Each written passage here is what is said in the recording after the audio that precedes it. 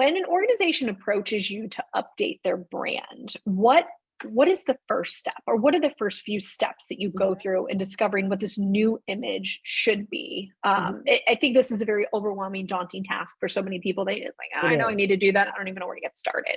How would you get started with a client in determining this? It's a great question. And the very, very first step is the things that we talked about. Absolutely making sure that we're doing the right project. Mm, Sometimes somebody comes to us and it's really very clear that mm, rebranding is what they need for all the right reasons. They know mhm, they picked the right project. They 100% should be doing a brand identity. They 100% should be mhm, doing a brand awareness project, or the brand strategy. That, yes, we already know. If there's some lack of clarity around mhm. that, there's really two ways that we address trying to get some clarity on it. One Okay. is we take something out of kind of stage one of the project and pull it off onto its own thing. And we call it a Mhm, stakeholder session.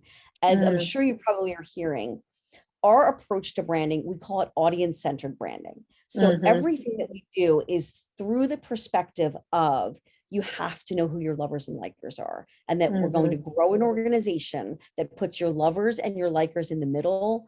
And then we're going to design marketing to keep attracting things into that center. mhm, You need to know your center and build a center and design for the center. Otherwise, you will exhaust yourself filling up mhm, 6 or 7 or 8 separate buckets that are not attached to each other and start mhm, leaking out before you ever get around to touching them again. So mm, putting the most important people audience center, getting the right audience into the center of that brand. It's not the same as marketing. You've got to market for lots mhm, of different people, but at a brand level, really getting clarity on that.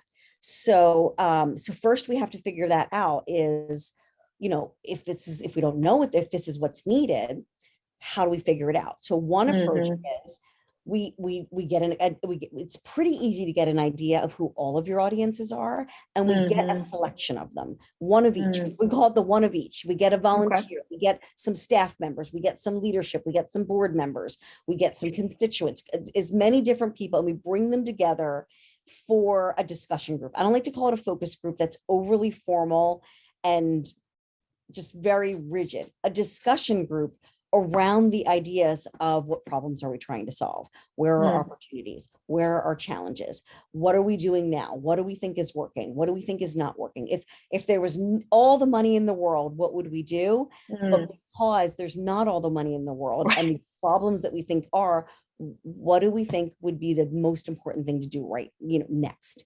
So Mhm, this is a stakeholder session, and sometimes we can really clarify the nature of the project through this sort of couple of hour workshop session. For some mhm, people, that's not enough. And so in mhm. that case, what we will do is a branding feasibility study. And so Mhm. we take versions of our discovery research, we call it our Okay. audience section. So Mhm. we will go through certain aspects of that. We will do a stakeholder session. We will do a communication audit. We will do a competitive review. Mhm. We will find out who the lovers and likers are, and we will do interviews with them. And then we'll come back and take what we learned through those people and do some surveys. Those are all the components of what we would do if we were initiating a branding project, but we do it with a slightly different set of questions. And instead of finding out, well, what should our brand be? It's, Mm. are there problems here that the functionality, that the structure of a branding project can solve? And sometimes we'll do that and we'll discover, wow, there actually isn't a strategic problem. The strategy here is good.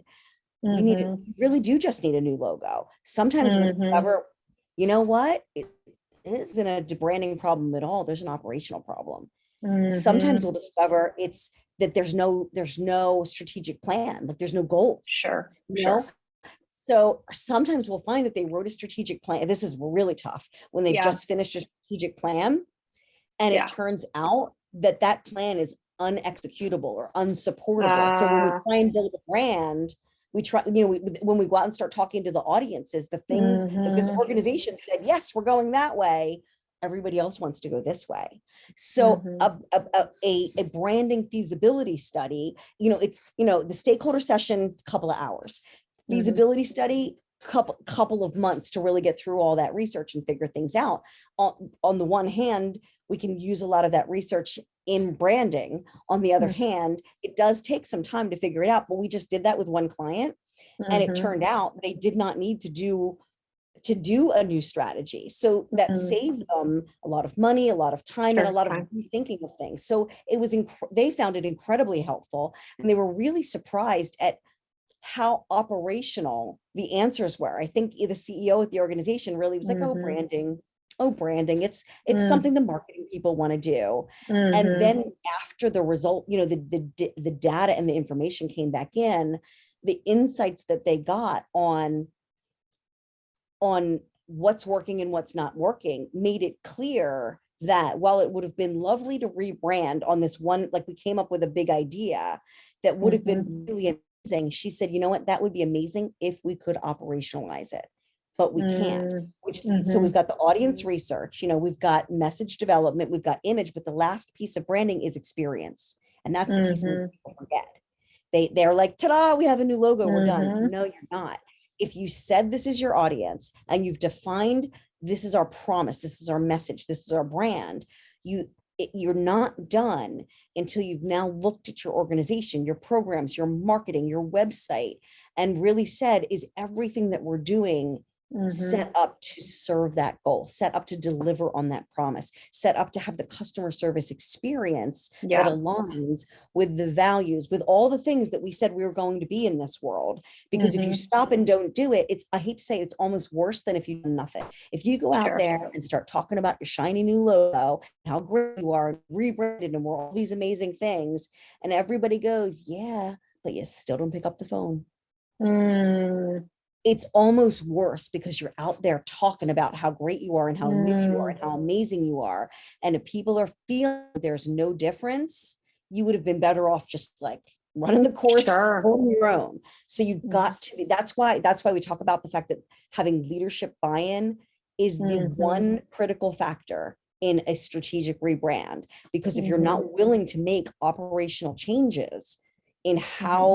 how you do things and why you do things, and you don't live the brand that you say you are, and if the leader isn't going to hold people's toes to the line about it, it's never the wheels, it's really hard to turn a ship. Sure. And so there needs to be, I always say it's not like top down. Like when I say the leader has to have buy-in, I'm not saying the leader says how it's going to be and everybody else has to do it. What I Sure. mean is it's the leader with that red umbrella saying, Mhm. this is amazing. Sure. Look at what we created. I'm out here championing this. Come along for the ride. It's like Right. a manifesto.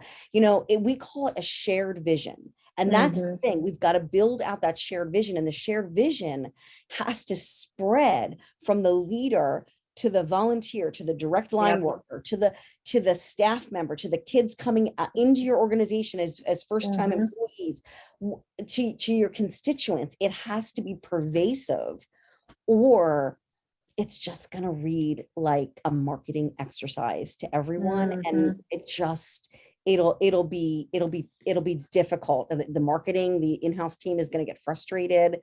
It's going to bifurcate. And